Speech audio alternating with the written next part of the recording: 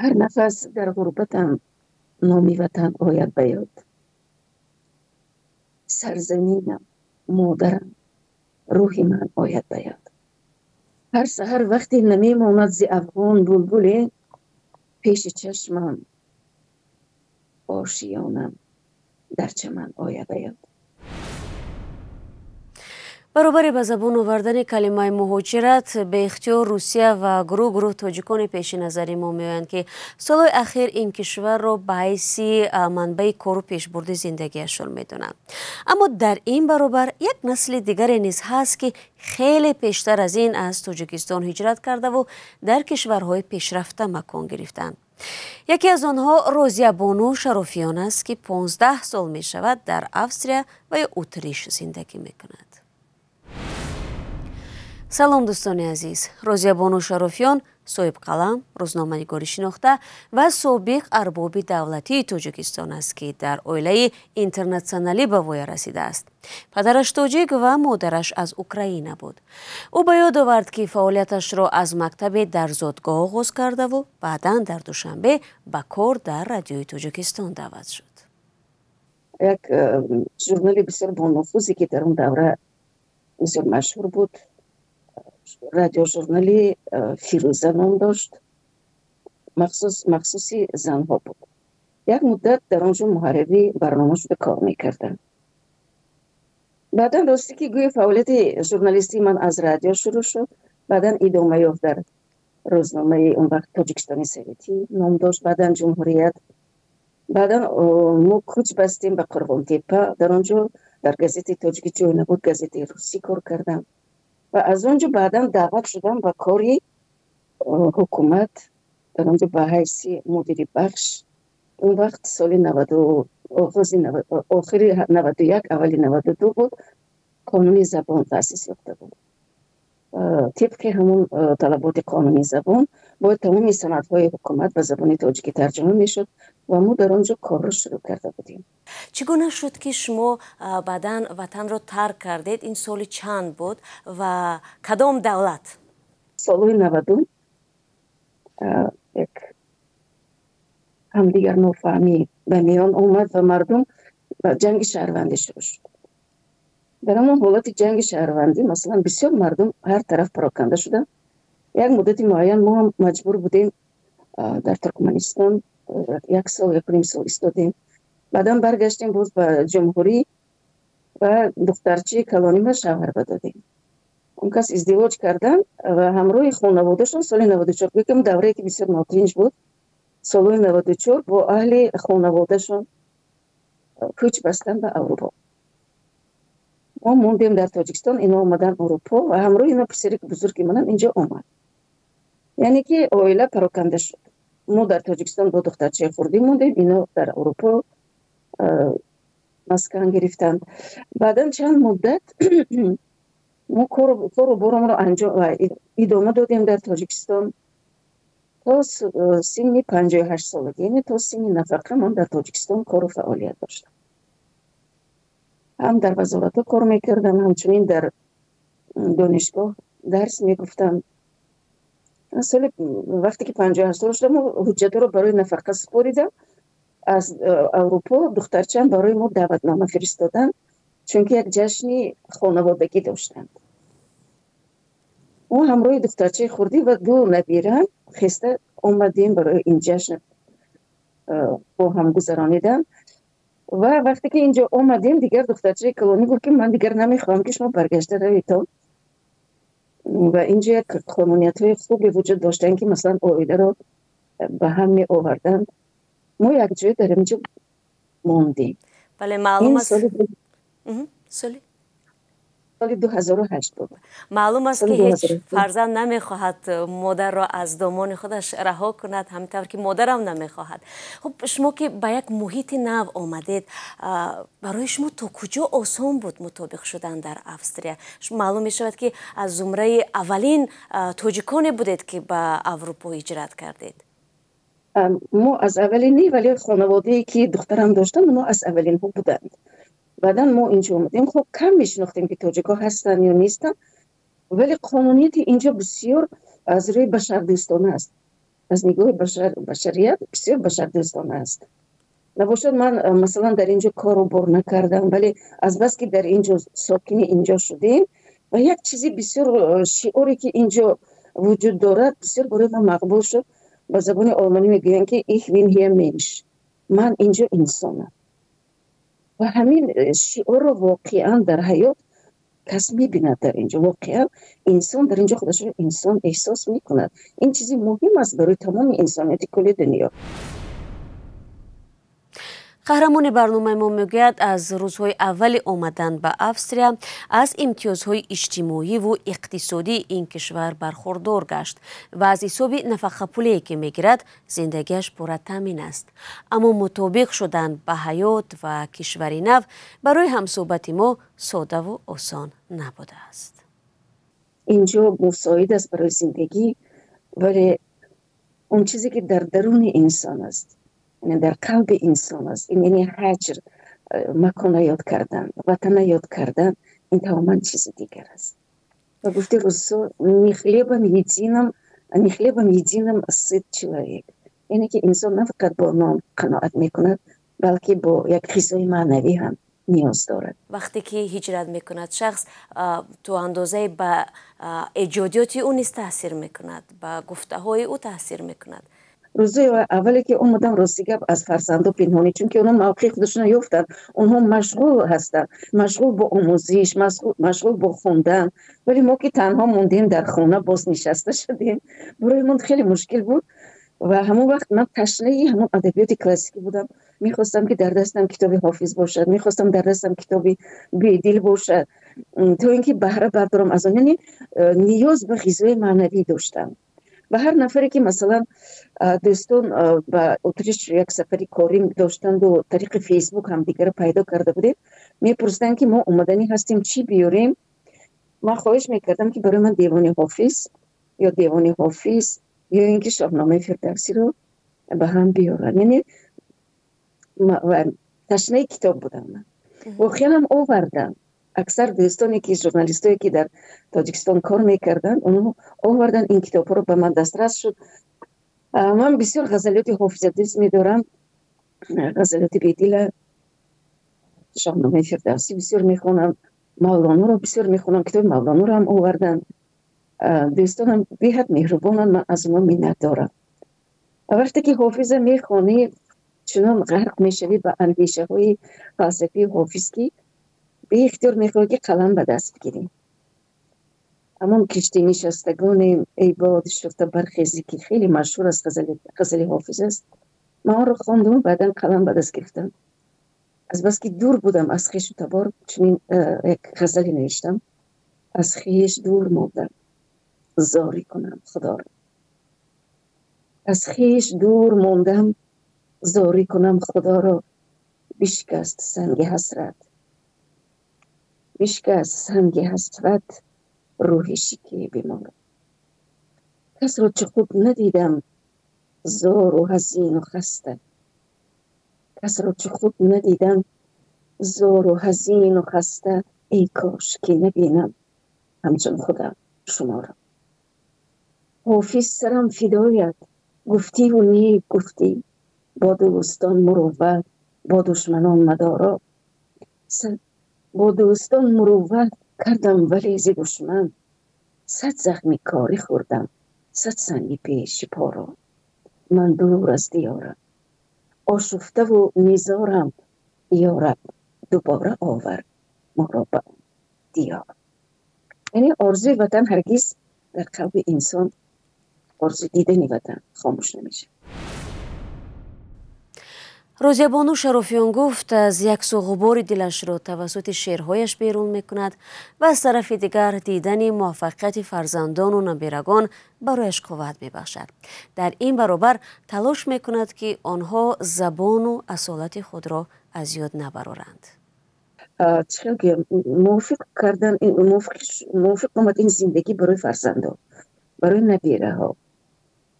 خب برای فرزندان کمی مشکلی آمد، چون که اونا باید زبان می آموختن، اونا باید یک کسبشون عوض میکردن، چون که اون مدرکی که از تاجیکستان آوردن این مدرک ها اینجا به اعتبار گرفته نشدن. اینا مجبور شدن هم درس آموزن، درس زبان آموزی و بعدا یک کسب آموزن. شکر همشون صاحب کسب شدن، کار کرده ایستادن. حاضر نبیره کلانی منم از دختر بزرگم در یک شرکت بسیار کلانی که وارد و صادرات مال میشه، در اونجا طریق کامپیوتر کار میکند. نبیره دیگری ملکه حتیل میگن اینجا مکتب عالی تکنیکی رو ختم کرد، انجینیر شده کار میکند در یک شرکت بسیار بانفوذ. دیگروش هنوز تحصیل دارند. یعنی که اینا ملکه موقع خودشون رو پیدا کردن، اینا زبان آموختند. ولی ما در خانه کوشش میکنیم که از فرهنگ خودمون همیشه یادرس کنیم. با زبان تاجیکی همش حرف میزند. خطی تاجیکی رو یاد گرفتن، حتی خطی فارسی رو یاد گرفتن. عالی است. مثلا مشورت شما با دیگر تاجیکانی که بیرون از وطن هستند و ما هم مشاهده میکنیم که در آموزش زبان تاجیکی مشکل دارند، بیشتر زبانهای خارجی رو میآموزند و فراموش میکنند، شما برای اونا چی مشورت میدهید؟ واقعا برای تاجیکای هم برون مرزی و هم تاجیکانی درونی خودی تاجیکستان بسیار یک مشکل هست زبان آموختن، چون که زبان گفتگویی ما زبان لهجوی شدگی است. زبان ادبی زبان گفتگویی نیست. از این خاطر هم در داخل و هم در بیرون حرف زدن با زبان ادبی تاجیکی خیلی مشکل شده است. برای همین زبان کتابی از زبان گفتگویی فرق میکنه. این فرقیت مثلا در ایران مشاهده کرده نمیشه، در افغانستان هم کم مشاهده کرده میشه، ولی در تاجیکستان این چیز اگر علما در این بابت کار میکردن بسیار خوب میشد، تا اینکه زبان گفتگویی با ادبی کم نزدیکتر شود، آسان‌تر شود برای آموختنش، چون که صحبت با زبان لهجه دیگر است، با زبان کتابی و ادبی دیگر است. برای مردمایی که بیرون از مرز تاجیکستان زندگی میکنن، یعنی در مهاجرت هستن، من گفتنی هستم که اصالت خود را هرگز فراموش نکنند، چون که زباندانی جهاندانی است. اگر زبان خود ندانی تو زبان دیگر به خوبی از خود کردن نمیتوانی. همه چیز در قیاس است. اما از لحاظ فرهنگی چی؟ مثلا زبانی گفتیم، فرهنگی چی؟ از لحاظ فرهنگی اصلا میگن که عرف و عادت تاجیکی رو باید فراموش نکنیم. چون که درستون زبط است رسم خوبی تاجیکان رو گم نکن. ما کوشش میکنیم که همین رسم خوبی تاجیکان، یکی از رسم های خوبی تاجیکان این دسترخوانداری است. یعنی عزت و اکرام مهمان، عزت و اکرام انسانی که مثلا از درت وارد میشه. همین چیز ما میخوایم که در هر یک خانواده تاجیک همین چیز نگاه داشته شود، چون که یکی از رکنهای انسان و انسانیت است، انسانیگری است. من خوشبختم که مثلا همین چیز در اهل نفرانی که با ما رابطه دارند همین چیز رعایت می شود و این چیز تلقین می کند برای فرزند و نبیره های خودشون. ای هموطنی عزیزتر از جان، ای یوسف امروزین کنعان، بیرون ز وطن چی حال داری؟ بیا و از روزگارت ما را آشنا کن. بینندگان عزیز، اگر شما دور از تاجیکستانید و از نازکی‌های مهاجرت آگاه هستید و می‌خواهید دیگران نیز بدانند، پس این برنامه برای شماست. روزگار مهاجر، مطابق شوی به محیط نو، قصه های انسانی و سبق‌های حیاتی. همصحبت ما گفت در این اواخر شماره مهاجران تاجیک در افسریا زیاد شده است. در بین آنها نفرانی نیز هستند که از امتیازهای دولتی سوء استفاده می‌کنند. من راست دیگه یک چند مرتبه اینجا اینا یک مرکز تاسیس، مرکز نیست، یک که آشخانه تاسیس دادگی بودم و یک گروه جوانان اونجا جمع شدن و دعوت کردم ما یکی معلمه یک با ما یک صحبت در آرادی باعثی شبختی اون بود که اکثر جوانان هم زبان می آموزن، بعضیشون علاقه به مکتب‌های عالی داخل شدن، علاقه خوانده ایستادن، ولی در بین اونا بیکارا هم بسیار، چون که اینجا یک چیز سوی استفاده میکنن. اینجا یگان انسان بدون یک مبلغ معین از طرف دولت نمیمونه. البته همین مبلغ معین برای اون که زندگیش پیش برده تواند جدا کرده میشه، یعنی کمک اجتماعی وجود دارد حتی برای بیکاران. و متاسفانه اکثر همین مردمی که اینجا آمدن، اونایی که کار کردن نمیخواهند، زبان بزرگی یاد گرفتن نمیخواهند، یگان کسب نمی آموزن برای فرزندان اینجا پول جدا میکنن، حتی برای فرزندان اون پول بیکاریشون با پول فرزندان یک جایه که ماشین میخرن، معیشت کار میگردن، نه کارو نه بارو نه زبانو نه دیگر. من نمیخوام بیکار کاجه ها علاقه قربی انسان گریشون پست میکن. وقتی که پدر کار نکند و چی عبرت میدید برای فرزندش فرض کردیم، اونی که پولی به درد میان آماده است بس من کار رو چیکار کنم، این بسیار چیزی بد است. مردم تهجوی چگونه قبول میکنن مهاجران رو؟ من راستیگه برای اینا قایلم، برای مردم اینجا قایل هستم که همین یک خصومت وجود ندارد در اینا، یا خود این سیاست خودی دولت داری چنین است یا خیلی هست که نهایت مردم خیرخواه، نهایت مردم خیرخواه هستند، آماده هستند برای همه چی کمک کنند. خب بدون یک در بین همون ملت هست وجود دارد، ولی این چیزا صرف نظر کردن در کار اکثر مردم خیلی مردم خوب هستند و احترام میکنن نفری رو که اینجا آمد زبان رو آموخت، فرهنگ آنها رو از بر کرد، مقصد که طبق قانون اینجا کار زندگی میکنه. البته کسی که قانون ویران کردیم در همه جا رو اعتراف نمیکنه. بله این همچنین است، کشوری که میروید باید حتما قانون اون کشور را رعایت کنید، زبان اون اصلا کشور. قانونی که مهمان همچنین مهمان باید خودت رو احساس کنی وقتی که تو مهمان هستی در اینجا. اصلا ما در روی زمین خودمون کلی مردم این مهمان هستیم و باید همچون مهمان رفتار. همین است. وقتی که به قدر تو رسیدن، مثلا نبیره من کار میکند حیث انجینیر، وقتی که من سوال کردم که جمعیتی که تو در اونجا کار میکنی چگونه است، گفت که در بین ما هم عرب هستن، انجینیر عرب، انجینیر یک مرد افغان، انجینیر مرد اتریشی، انجینیر یک مرد پاکستانی، یعنی که در اینجا جدای اندازی نیست. همه فکرش درباره کار هست که کار بهتر پیش رود. هم دیگر فهمیم خیلی جوان است ولی دستگیری میکنن، خیلی از جای کارش خرسند است و رضا است. همین یعنی فکر میکنید محل باز نباید بود در هیچ کشوری دنیا؟ بله، همه چیزی بدی که حاضر در تاجیکستان رواج یافت و این باعثی راستی که من نهایت دلم درد میکند از این چیز که مردم ما با محل بازی شروع کردن. نه فقط مردم عادی، متاسفانه در صفحه های فیسبوک میبینم مردمی که کلم به دست هستن که محل بازی شروع کردن. بی هر چیزی بد است. این انسان باید باشد، کس باید انسان باشد، انسانیت را گم نکن. وقتی که قرآن هست و اسلام هست و در اون گفته شده است که در پیش خداوند همه برابر است، چرا ما یک دیگر رو برتری حساب کنیم؟ این محل از این محل برتر است. برتری انسان در انسانیتی بود، نه در دیگر چیز. یک جهت بسیار خوبی تاجیکی این است که همسایه با همسایه قرین باشد، همسایه با همسایه اگر چقدر دوست باشد، خویش و تبار با هم با مهر و محبت یک جا باشند، این جدای اندازی از بین رود، خیلی با مورد میشه. واقعا در اینجا ما بسیار با جوانا وا میخوریم، همین چیز رو تلقین میکنیم که هرگز در بین یک دیگر جدای اندازی نباشه. ما همه یکیم، ما همه یکیم، بدون یک وجود ندارد. ما خود یک دیگر رو جدا میکنیم با بدون یک. در پیش خدا همه یکیم، در پیش آفریدگار یکیم. مصاحب ما میگوید البته پیشرفتی فناوری‌های معاصر درد و الم غریبی را تا حد کم کرده است، ولی مزه نان و میوه‌های وطن را چیزی نمیگیرد. این ملک فریباست ولی کشوری ما نیست. این ملک فریباست ولی کشوری ما نیست.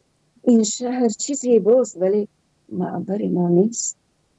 ما تشنه آبیم بله آبی زرفشان، نی آبی دونه این که می ساغری ما نیست.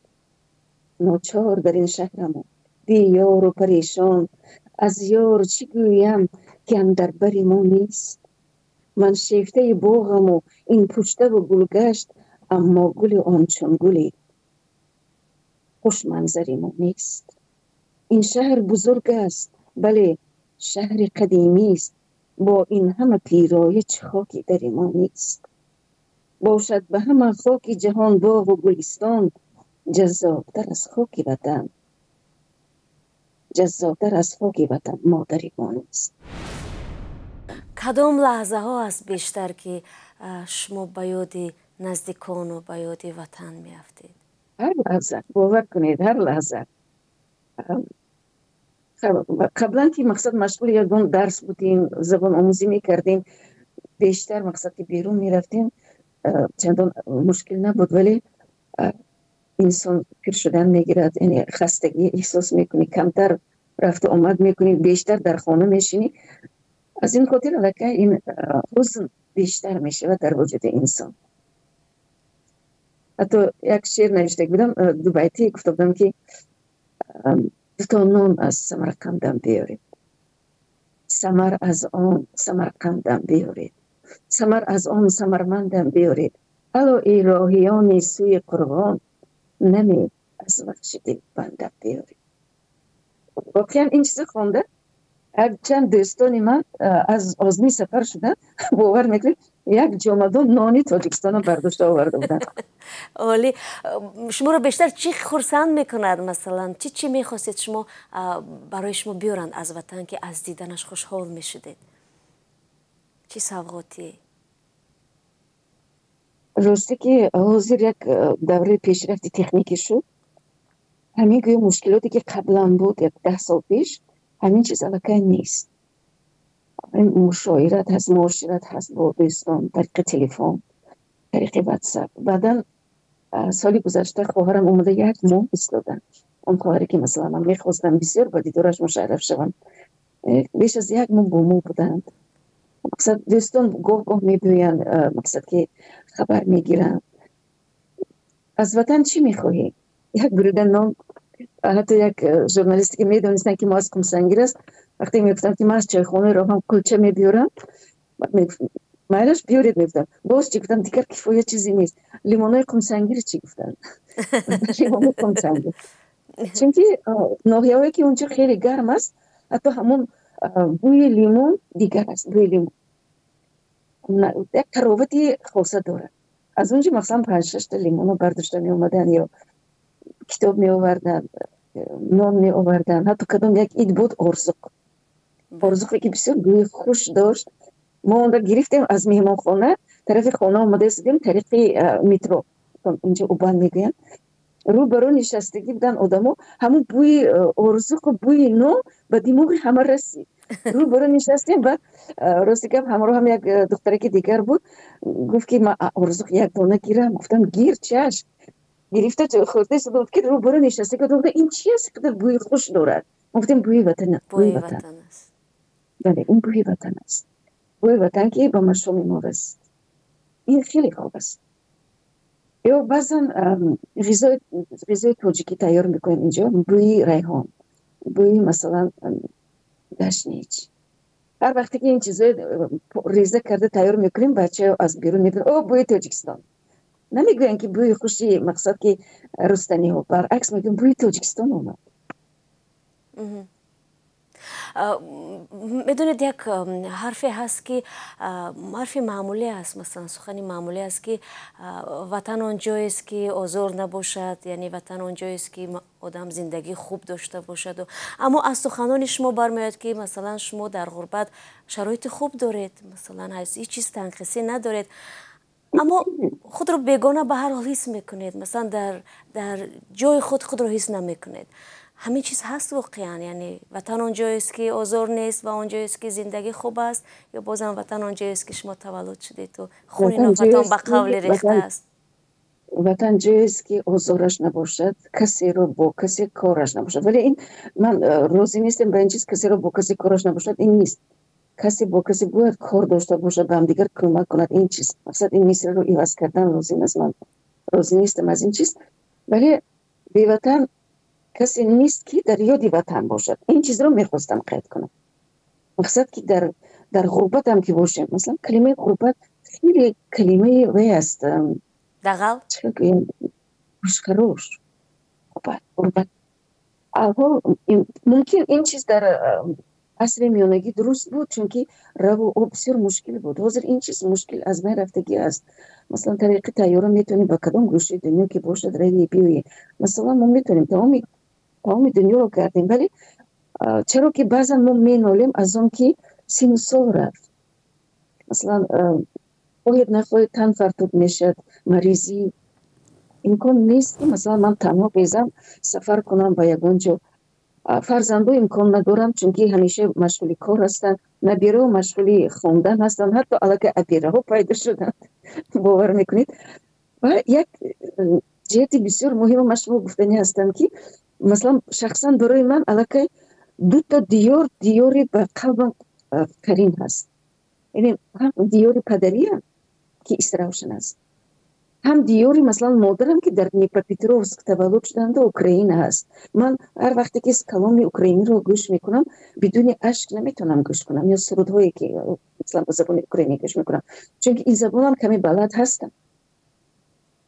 Акнун фарзандои мо, масалан набираҳои мо, маслан як набирам инҷо хонадор шуд, хонумаш туркзабон аз Туркия. Фарзанди оно аллакай абираи ман. барои вай тасаввур кунед ки чанд ҷой муқаддас шуд. утриш ҷои зодгоҳаш, бибии модариаш бо ҳарфи тоҷикӣ суҳбат мекунад, бибии модариаш бо ҳарфи туркӣ суҳбат мекунад, падару модараш бо ҳарфи олмонӣ. яъне ки аллакай як ватан барои аз байн мерад, яъне чанд ватан барои вай муқаддасу азиз мекардад. ҳамин чиз хуб аст вақте масалан миллатҳо ба ҳамдигар омезиш меёбанду оилаҳои. медонед ман барои чи ин чизро гуфта истодам, чунки кураи замин агар худованд халқ кардааст, барои бандаҳо халқ кардааст, барои инсоният халқ кардааст. ва тамоми кураи замин барои инсон бояд бошад. ва ҳар гӯшае ки инсон меравад, агар мо ба ин дараҷаи тараққиёти инсонӣ расем, бояд ки худашро ҳамчун инсон ҳисоб кунад ва худашро беватан ҳис накунад, чунки замин ватан аст. замин ватан аст. ба таъкиди хонум Розиябону фарқ надорад шахс дар кадом гӯшаи дунё зиндагӣ мекунад, балки муҳим дар ҳама ҳолат инсон будан ва инсон мондан аст. бо ҳамин иқтибос нашри навбатии рӯзгори муҳоҷирро ба поён мебарем, аммо мунтазири қиссаҳо ва иштироки шумо азизон дар барнома ҳастам. то дидори навбатӣ худро эҳтиёт кунед ва худо нигаҳбон.